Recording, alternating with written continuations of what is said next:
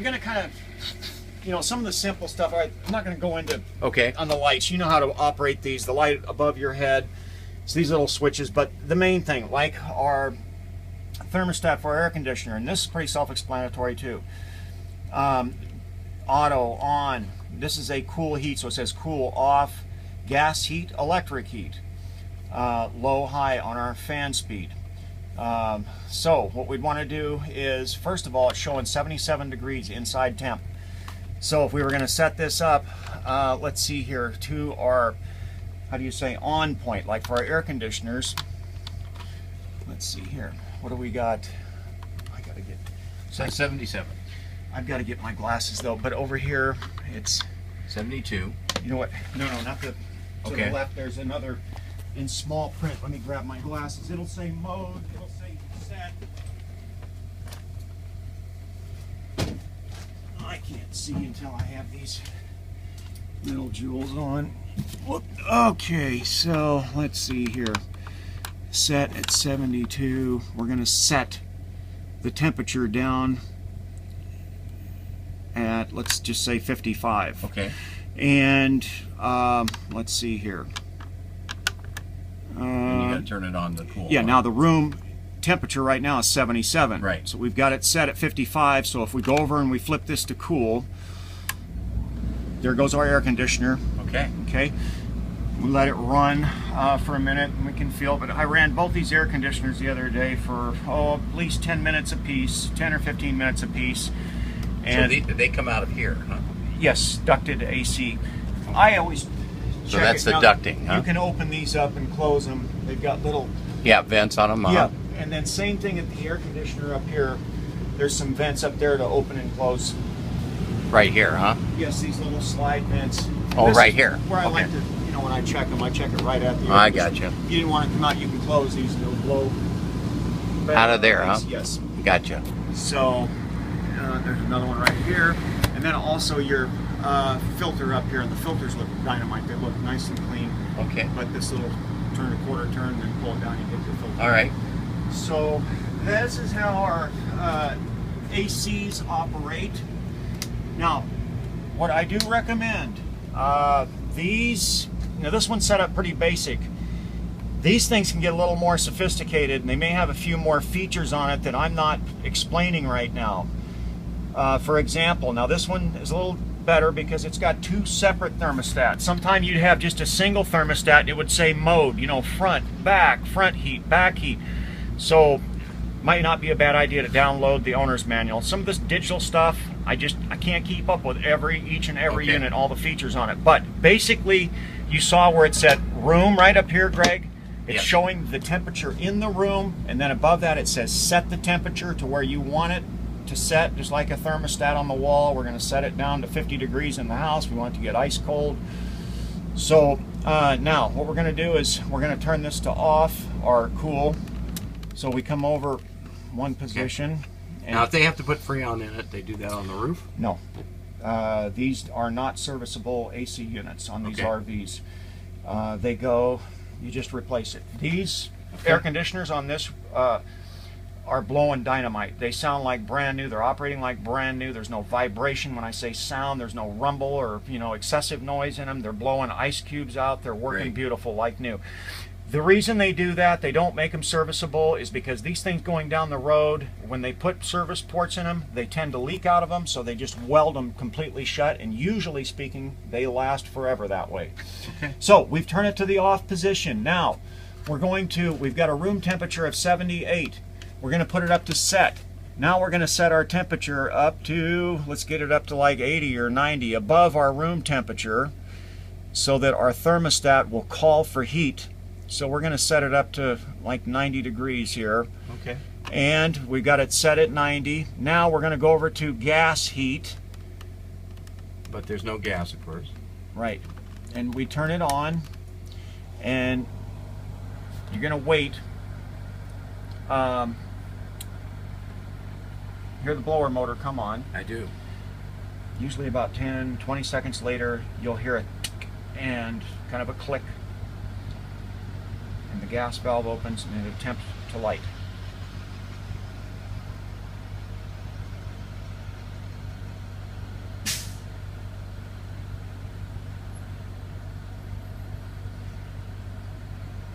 Okay. Okay. It's hard to hear now. I'm not hearing the click, but that's the way it would work. You let it run for about 30 seconds.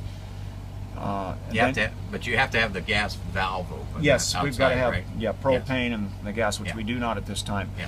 So, and it's got one more position over here for electric heat. If you had heating elements up in the air conditioner itself, now I don't believe this one does. I turned it over, but I never did feel the heat come out of it. Maybe it's got to go a little bit longer, but those are very inefficient. They usually, when they put furnaces in, they don't have the electric heating elements up there. Gotcha. But, so we're going to turn it to off. Usually, again, it will run. It has a delay relay in the furnace, and it'll run for about 30 seconds, and then it'll shut down. So we'll wait for that, and I'll leave that thermostat alone. We've got it pretty much set in the heat mode. Now, you've got to make sure that this thing is always set to off, because, you know, it would heat, it would come on by itself, just like a heater in the house, if it weren't set to off, and run until it got up to, you know, 90 degrees. And then as it cools off, it comes back on. So we always got to make sure that when we're done, we turn that thing to off. Okay. And okay, so that'll shut off in just a second. Looks like you got all your There we go. your remotes and everything up there. Sure. For your DVD and all that. Okay, so Now, how about the refrigerator here? Greg. Oh, you want to go back there first? Okay. Real quick, this is your other thermostat back here for your rear air. They operate exactly the same. Here, let me do this. I'll just put it like this. Don't worry about it. Oh, there we go. Yeah. Little slider. We'll open up that slider. Okay, so we've got that one out, and it operates exactly the same. This thermostat does, and again, I checked. Oh, so that's the in and out switch for this. Yes. This over here. That's the queen size bed. Yep. Walk around queen. Nice big closet back here. You've got your access panel to get to the top of the engine. Your engine access. Okay. And you have to move the bed to get. Well, actually, you've got to lift it up. Yeah, you've got to lift this out of the way. Gotcha. Gotcha. There's no prop rod for this one, but should have. And man, you got to be careful. I always put a couple different ways of holding it up. Make sure it won't come down. As you can feel, it's got some weight. Have that thing come on your back. But that's not the. Is that the motor right there? That was the generator. Oh, you're talking. Oh no, the motor is underneath this panel. Okay. Here. You pull these covers up underneath that cover. There we go. Get to the engine. Gotcha. This is the slide out mechanism for our slide here. Sure. Yep. Yeah. Is there anything to oil or anything here? No. Nope. Okay. There's nothing to really take care of on these. Okay. I noticed there's a little panel up there too, a little beige panel, that little tiny panel right there. That's a screen. That's a screen? Yep. Okay. For one of the little windows. Okay. Somebody pulled that out. Now, before we let this down, there's a little thing coming out right here. You know what that is? That pad right there. I do not know what that is. Oh, that's somebody put mouse poisoning. Ah. It's a lid off of one of the little. I gotcha. Okay. And there's even a, looks like an outlet down there. Okay. I do not know what that is for. There is a plug and there's an outlet there. I see. I don't know where that electric is going. Maybe just to yeah, that may be just to get power if you need something to light up this area over here. Huh? It could be a light for the engine compartment. It could even be a heater for the engine if you were in cold weather areas. But that is something that you're going to have to dig up in the owner's manual to find. Beautiful. But there is an option, and who knows? Like I say, maybe it's a light. You plug it in, and you'll find out right away as that panel's pulled. You'll see that it's a light. I've got lights back there in the bedroom. They're all checked. All the lights in here. A lot of room. Like I said, this thermostat operates exactly the same as the other one. And the air conditioning up here, how does that one? It operates exactly the same. You turn it over to cool. Remember, set our temperature down to 55. And boom. And it'll come right on. Okay. Now I don't know. I've got this one set already for heat. I had set it up the other day, but I turn it down to, let's see here, set at 55. I hear the bing, auto. bing, bing, yeah. And let's see here. put it over to cool mode. There we go. There goes our air conditioner. And again, I ran this for 10-15 minutes the other day. She's blowing ice cubes out. Same thing with the heat. I flipped it over to the heat, and the heater's working beautiful back here. Just hitting, you know, to heaters, forced air furnaces, usually a lot of times they haven't been run a while, Greg. They will take a minute. They got a little igniter and go tick, tick, tick, tick, tick, tick, tick, tick, tick, tick, right. And then finally it'll hit. These things, man, I mean, right away, first tick, just bang, both of them. So that came right on, huh? Yes, indicator that they're real clean. The heat exchanger, the burner, the igniter's all real clean in them, working beautiful. So great. I'm going to turn this to off. Okay. Like I say, this one works identical to the front one. Can you pick up that paper for me? Sure. And over here we have light, another water pump, latching water pump switch. Now, what's the water pump switch? What does that do? Well, you remember we had one outside to turn on the water pump with that compartment. They put one in here to operate, you know, the vanity and the shower. Gotcha. I believe there's one in here also for the toilet. So, you know, you don't have to come out of the toilet. You can flip the water pump on there. And then there's another water pump switch up at the main kitchen counter. Okay. So I think there's a total of 4. So you turn those on, the switch, and then you can actually run water from here, huh? Yep. Yeah, gotcha. Sure can. And then just hit it one more time and the light goes out, water pump's off. Okay. Got a GFI. There's another switch there. Is that just for the lights? Or That's for the lights in here. Okay. Gotcha. And looks like this got a little exhaust fan in here. Right. And there's probably another one here in the bathroom area. Same thing, there's an exhaust fan. Where do you flip that on? Let's see here. There's a little black button right there. There is. Oh, I see. Okay. And I thought that was a that nut. one. Okay. Because I didn't see another switch. Oh, and it opens up when you do that? Well, or? I opened it. Yeah. It's just a little crank right Gotcha. there. But Okay. and then there's a switch. This one actually has a switch on the wall here to turn it off and on. Oh, okay. And your light switch, and again your water pump switch to operate the vanity in the toilet from in here. So that's all kind of handy. Have all separate switches in here. Okay. We're going to close this up here then, huh? Yeah, sure. Okay, You got those new domes up there. We got the new domes up there. You got a spray vent or a sprayer to clean the toilet. Sea-Land real porcelain What's toilet. that? What's it now?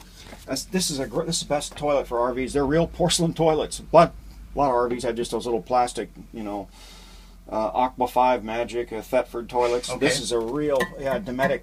So porcelain. to actually operate this, you You just turn the water pump on and then push the flush. Yeah, the flush foot flush right there. You press it and she will work. And then once you do that, you can once the water pump we got on, you push this, and then you can also clean the toilet with the little rinse nozzle. Gotcha. So yeah, that's a. Do you usually Nice. leave a little bit of water in the bottom? Yes, when you're doing it. Yeah, when you're out camping. Okay. Leave a little bit of water in there like that, and Okay. in the seal there. That Now, this will hold maybe 50 gallons of fresh water, correct? let's see here. Back here, Greg, is, and again, all these coaches, they vary. So it's hard for me to say, Yes. you know, unless the manufacturer has put something back here. Oh. As far, now, if you want to know, it says here generator, Onan, it's got the model number, 7.5 diesel, microwave, it's a Sharp, it's got the model number, suburban furnaces. This is kind of neat, all this information right here, the water heater, inverter. Let's see here, satellite, slide out awnings. Here we go. Fuel capacity is 100 gallons, fresh water is 90, black water tank is 45, and gray water is 70. Oh, okay. So we were pretty close. We said 30 to 40 on the black. That's a lot of gray water capacity. Quite a bit. About 30 gallons more than I would have thought it'd be. Yeah, we're about 100 on your fresh water, 90 gallons, and 100 gallons even on your diesel fuel. Great. So there's all your specs. Also over here, your GVWR and all that good stuff. Okay. And it even shows you with the water weight, without the water, all that good stuff. So Do we know what year this was? Does it show says that? up here, it says 04, model name 40 TGH, Freightliner chassis, It's a GH. TGH. TGH. Okay. Yep. And It's got the VIN. It's a 40 TGH. Yes. Yeah. VIN number for the Freightliner chassis, VIN number for the coach made by Tiffin. Even got their phone and fax and all that good stuff up there. That's great. That's, yeah, what I was looking for the other day, and then I moved your dad's clothes back, and voila. So this doesn't have a vacuum. The vacuum is just a it's not portable. I didn't see a built-in vacuum up here. I didn't see it installed, but shoot. Yeah, that should be plenty. Oh yeah, nice little vacuum like that. Matter of fact, that's what my buddy bought, that same exact stick vac for his. Okay. Well, this is a great going over. Thank you very much, Greg. Oh no. And I turned on the shower. All the fixtures are working real good. There's no leaks at them. When I check the water system, I open up and run the fixtures, and I check underneath the cabinets and up at the hot line, the cold line, make sure there's nothing coming down and no leaks. You hear that little sound from the pump. Right. A good way to check So the pump is actually on right now, right? Yes. Yeah. Good way to check a water system is make sure you got plenty of water. I know we're getting real low before you start drawing air, but plenty of water. Turn the water pump on, run all the air out of the lines, toilet, shower, vanity, kitchen sink. No air in the lines, and then listen. Because each and every time you run the water pump, you're going to hear the pump. So turn them all off and then listen. I like to go and start doing my other part of the PDI, and I listen this throughout the day for an hour or so. Usually within 5-10 minutes. If there's a leak somewhere, you're going to hear a little short burst. If it's bleeding off pressure, gotcha. It'll just drip, and then that 50 psi that it holds will drop down to 45 to 40, and all of a sudden that pump will come on just for a split second, go and it'll pump the pressure back up. Gotcha. Didn't hear any of that, huh? No. Okay. No. So that's a real good way to check for a water leak in the system, and I did always do that. And then coming back up in toward the kitchen area again, let's see. Again, checked all our waters up here and checked it for any leaks and all our lights. Now, here again, this is something you're going to need to grab the owner's manual on. Now, some of the owner's manuals I did find up here. Great. Sharp. This is one of the most important ones to have. These darn things are so complicated to work. Yes. So you've got the owner's manual Great. in here for it. I did turn on the microwave in it and ran it. You're not supposed to run it for a long period of time. I ran it for a few seconds. I didn't actually heat anything up, but it's the fans coming on. Beautiful. I hear the component, what do they call the heating element in these microwaves working, and it looks brand new. So I'm running low on battery again. Let's get to this stove here real quick. Cooktop. Let's see. And this is the first thing always I light. When I turn on the propane, I turn the propane on, I come into the coach, and I come and light the cooktop. I would turn this on to light, hit the sparker until she lights. Gotcha.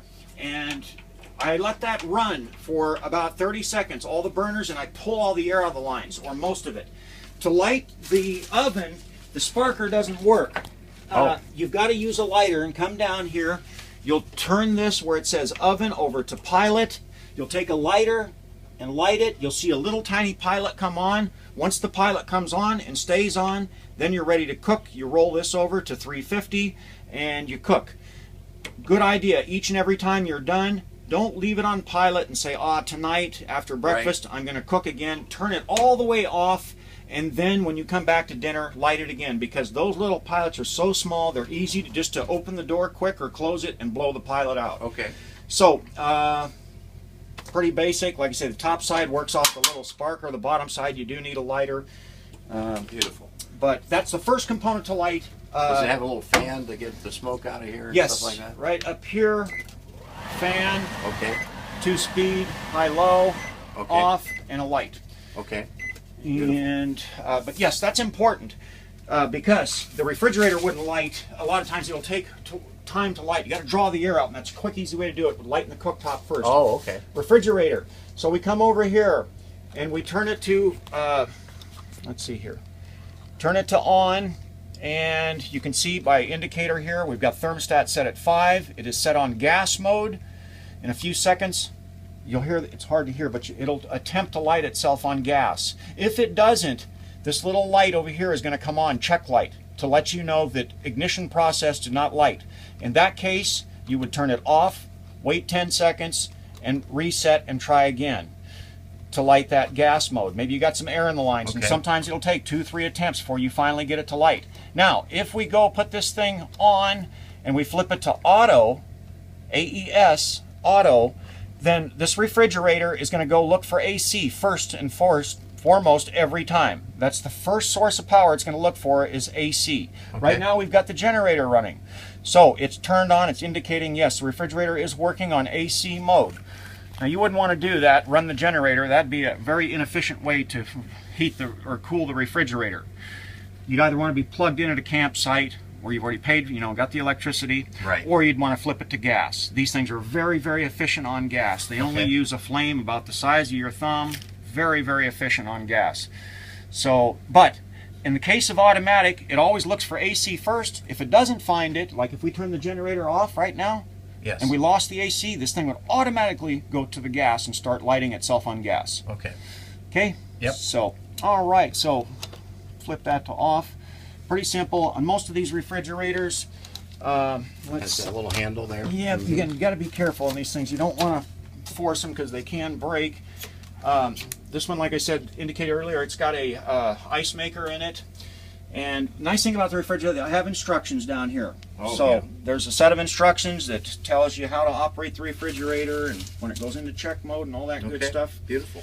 So very nice refrigerator, Dometic, top of the line. Now, what would you? We get the emblems fixed outside. What do you think? An 8.5, 9? Yes, this rating? coach. Matter of fact, yeah, I would think this is a 9. This coach is. If it'd be really a 10 if it had been parked indoors. Its life, Greg, we wouldn't even be talking about discussing the cosmetic on the outside. But I would take 1 point away for the cosmetic only. As mechanically, even cosmetically, interior, this thing is just beautiful. Yeah. I've been doing this over 20 years, RVs. It is rare to get an RV in this condition, especially a 10-year-old RV. This thing looks like it's a year or two old, condition it's in. It's beautiful. It's almost pristine.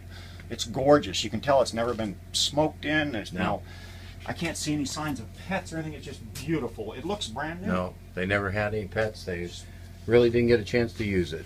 It really is beautiful. This little thing, we talked about this, and I'll take care of that. Darren, I said, it needs some good. The glue I'm talking about is a Sikaflex construction glue. And I told him, I said, man,